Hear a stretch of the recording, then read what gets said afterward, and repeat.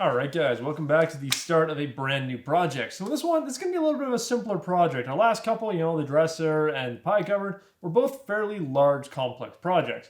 Where on this one, I just want to kind of take it simple and get my hands dirty with some walnut. So it's been a while since I've actually built a piece of walnut. I don't think I've ever actually built a full piece of furniture out of walnut, and so I wanted to do that for the first time in a while. Now it's a great time to choose to do that because lumber prices are on the rise. So I have to be very careful with how much walnut I use and how effectively I use each piece, because unlike maple, unlike white oak even, I don't want to fill up my scrap bin on this project. I want to try and use every little piece of this that I can. So what we're going to be making in this one is just a nice simple trunk. And so I've gone through, I 3D modeled it, and I've got my cut list together, and as you can see, we're about a half a page for the cut list, so it's going to be super simple. It really is just a simple, clean project, and it's really just about doing something easy. Now, the real big kicker for this project is going to be the hinges, which I don't have yet. They should be coming here tomorrow. But I ordered them from Horton Brasses, and these are hand-forged wrought iron hinges. So I think these are going to look absolutely spectacular. Again, you're never really going to see them unless you open the lid of this trunk, but they still seem like they're going to be a worthwhile thing. They are bloody expensive, and I think that they're just going to be the nice finishing touch on this walnut and cherry trunk.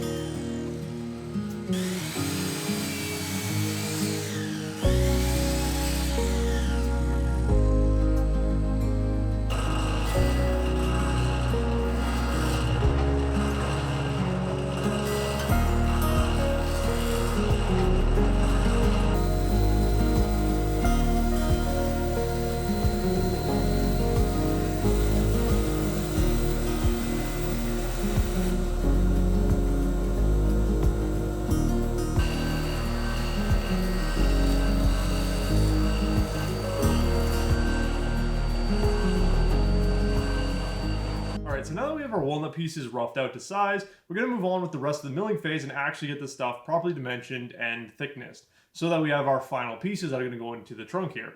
And so the big thing to remember when you're working with walnut is to work very slowly. So with other woods like cherry or maple, you can move through the milling process a little bit faster and with a little bit less focus. So a good example of this is if I was building the same thing out of cherry, I could screw up this entire section of dividers, cut out a whole new section of them, another 8 dividers here, and it would cost the same as this stack of wood that I have sitting here. So I really want to be careful, and especially on the jointer, I want to take off as little material as possible in each pass so that I can really dial in the thickness. And so I specifically mentioned the jointer as one of the areas you want to watch out for and take about a really small amount off at a time, because the jointer is where I've had the most issues. Either I'll put too much pressure down on the front and end up taking off way too much material on the front, or I'll just, in general, not really pay attention as much to the amount of thickness that I'm leaving on the board. So it's much better to do 5 light passes on the jointer than it would be to do 3 heavy passes on the jointer. Because if you end up doing 3 heavy passes, you'll probably end up going beyond the amount of material that you want to take off. Your board, you won't be able to get a full 3/4 inch board from that leftover stock. Whereas if you do 5 thin passes, you might have just enough material to squeeze by. Again, especially with our long stretcher pieces, we're talking, fractions of an inch, a 32nd of an inch left over, just barely squeezing into that 3/4 inch measurement, but it is just enough to get the piece that we want.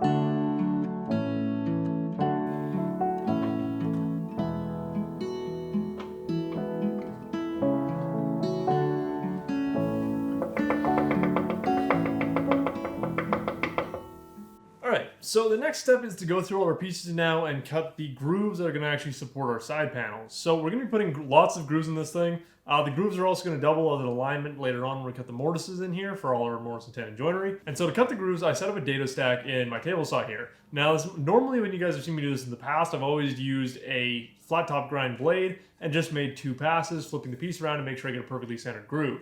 Now, that's one really good way to do it, but one of the downsides to that is unless you have a perfectly set up and perfect technique passing that through, you're sometimes going to get bumps on either end where the piece might bump up a little bit onto the outfeed of the table.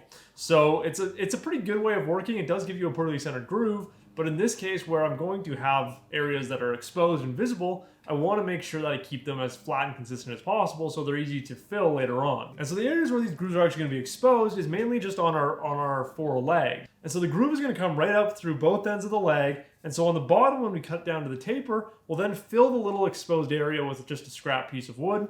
And that'll be super easy. Again, I've done this plenty of times before. It always creates just a seamless look and makes our lives a lot easier rather than trying to do a stopped groove down the edge of this board. And so it's also going to punch to the top. Now this is very easy to fill. When we put our front stretchers and side stretchers into these leg pieces, they'll just go through and we'll have a little bit of extra length on the shoulder here, an extra 1/4 inch that's going to fill up that groove there. And so one of the tricks with using a dado stack like I'm doing here is getting it to fit the mortising chisel that I'm going to be using later on.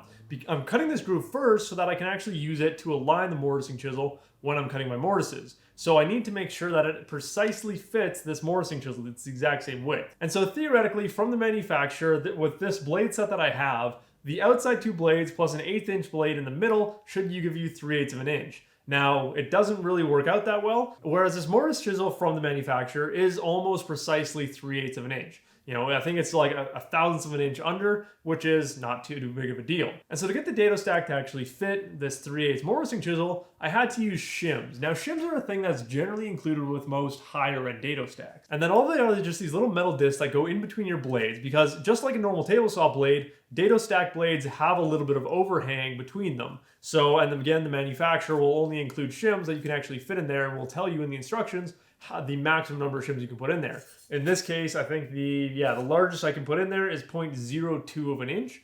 Again, I don't know how to actually say that, but that's a pretty big piece to put in those blades.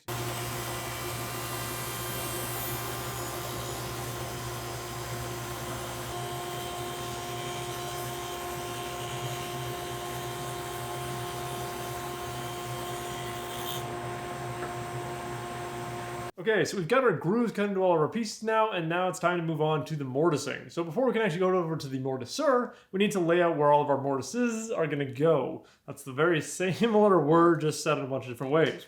And so what's really nice about this project is that it's not very complex. All of our leg pieces, even though we have 8 different pieces, they all have the exact same measurement in from each of the ends. And all that really matters is that I make sure I know which is the top, which is the bottom, and that I keep the pairs together. Because what we're going to be doing with these legs, I don't think I've explained it yet, is I've been making sure to keep them and mill them in an appropriate pair. So these 2 are going to form one leg, and you can see that they came from one single piece, so the grain is continuous all the way across.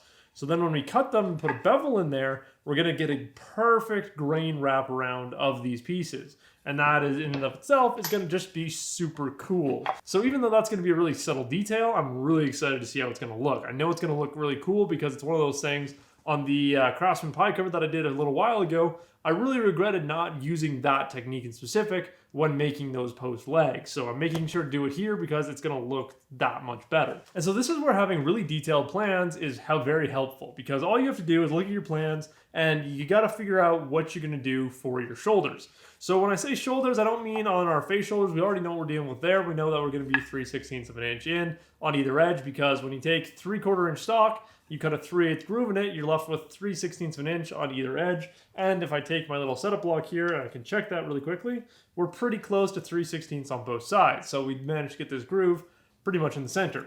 And so what we want to do now is that on our other pieces, when we cut our tenons and we cut the edges of them, we want to make sure that we're also cutting those down to 3/16 as well. The only reason we're doing that is so that it's just easier. I can just rotate my piece over the dado stack, and that will cut my tenon. It's a lot harder if you have your edges are 1/4 of an inch, your faces are 3/16 of an inch, because then you constantly have to be changing the blade height to make sure that you're dialing different parts in. Whereas if I just go 3/16 all the way around, it just makes my life easier. And so I've already gone through and laid out my measurements. So from the top, I know I'm going 3/16 down from the very top for my first, where my first mortise is going to start. And then 1 13/16 down from the top is where that mortise is then going to end. That'll give me the full mortise I need to fit one of our 2-inch stretchers in. From the bottom, we're going to go 1 inch and 3/16 up because I want to make sure I leave an inch air gap. We're also going to be adding a nice curve to all of our bottom stretchers, which will really make this thing seem a little bit lighter and float a little bit better compared to where it's going to be if we just only had an inch clearance under there.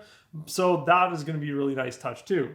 Then up from there, we're going to go 3 13/16, which is 4 inches minus 3/16 back down, which then gives us the proper size mortise for our 3-inch bottom stretchers. And again, we're going to be putting a curve to these, so we're going to be taking a full inch off the middle and then tapering it down to both of the edges so that we get a nice lifted feeling to this trunk. And so using a combination square, when I go to set up my measurement, all I'm going to do is I'm going to set it nice and flat up against the edge, and I'm just going to mark my line on the outside of the piece here, because it's very easy to tell when you're plunging down with the mortise chisel when it lines up with a mark on the outside edge here. If you try and mark down into that groove that we cut, that's nearly impossible to see when you've got that mortise bit plunging down in there. But if you just put it right on the top edge and then carry it across with a square or something, it's really easy to see and just makes your life nice and simple when you actually get down to the mortising bit of it.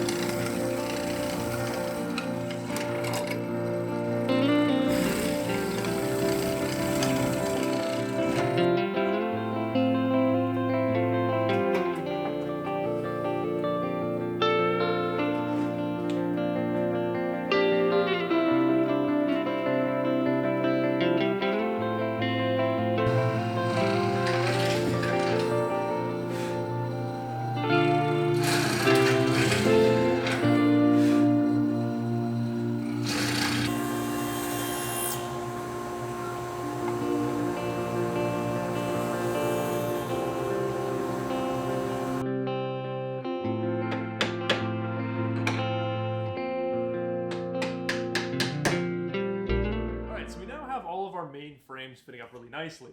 They all went together. We've got our haunch tenons sticking in the shoulder perfectly, and everything is sitting together nice and strong. There's no movement to it. So a small mistake that I made when cutting these pieces has now shown itself to be a very big benefit. And so when I was cutting the mortises, I forgot about the fact that we have this 1/4 inch deep groove on the inside of our 2 pieces here. And so what that means is that on this face of the tenon, we have 3/16 down. On the other face, we're 3/16 down. On the top face, or on the top edge, we're 3/16 in. But on this edge, we're 1/4 inch in, which is an extra 1/16 than we need to be for the mortise that we cut. But what I discovered is in trying to fit up our middle pieces here, by having that extra 1/16 inch there, this will let me fix any minor mistakes I make with these middle divider pieces. It'll give me just enough room where if I take these just a little bit too much, I have just enough play in there to then snug it up on whatever length I end up making these middle divider pieces. And so this can be really beneficial because as we've seen on other projects that I've done, you know, the Craftsman pie cupboard, even the maple dresser, both times when I had pieces that were in between 2 pieces like that, I've always ended up getting just small gaps either on, you know, on one side or the other, just because of, you know, you get it all glued up together and you don't quite get the perfect fit on here. So by having that little 1/16 inch gap in there, this will let me put a clamp right across the edge here and pull it nice and tight on whatever piece I have. It's not fixed in place with the mortise. And again, this doesn't really have anything to do with the strength of it because all this face surface on both sides is going to be what's glued in. Having this one little edge not contacting is not going to be at all a problem. In fact, it's probably even better because it's just one less area of resistance when you're putting it together. And so this is definitely something I'm going to use forever in my projects where I'm doing stuff like this, is just taking an extra 1/16 off the shoulder of the tenon here, because that'll mean that, you know, anytime you have a piece that's in the middle like this, you can just clamp your pieces up afterwards and you'll always get a perfectly tuned fit.